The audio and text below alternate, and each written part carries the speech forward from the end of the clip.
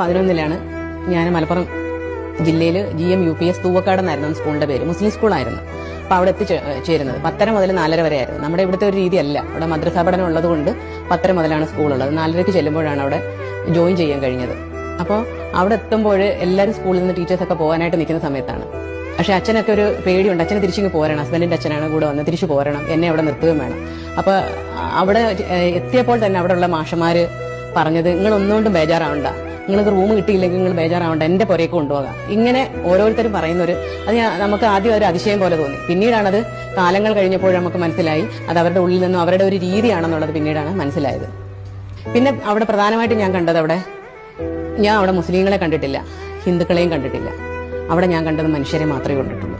നമ്മുടെ ആദ്യത്തെ പ്രധാനമന്ത്രി ജവഹർലാൽ നെഹ്റു ജമ്മു കാശ്മീർ കണ്ടിട്ട് പറഞ്ഞിരുന്നു, ഭൂമിയിൽ ഒരു സ്വർഗം ഉണ്ടെങ്കിൽ അത് ഇതാണെന്ന്. അത് ആ നാടിന്റെ സൗന്ദര്യം കണ്ടിട്ടാണ്, ഭൂപ്രകൃതി കണ്ടിട്ടാണ്. പക്ഷെ ഞാൻ പറയും, ഭൂമിയിൽ ഒരു സ്വർഗം ഉണ്ടെങ്കിൽ ഇപ്പോഴും എന്റെ അറിവിൽ ഞാൻ മലപ്പുറമെന്നേ പറയുള്ളൂ. അത് അവിടുത്തെ ഭൂമിയുടെ പ്രത്യേകതയോ മറ്റൊന്നുമല്ല, അവിടുത്തെ മനുഷ്യരുടെ മനസ്സ് കണ്ടിട്ടാണ്.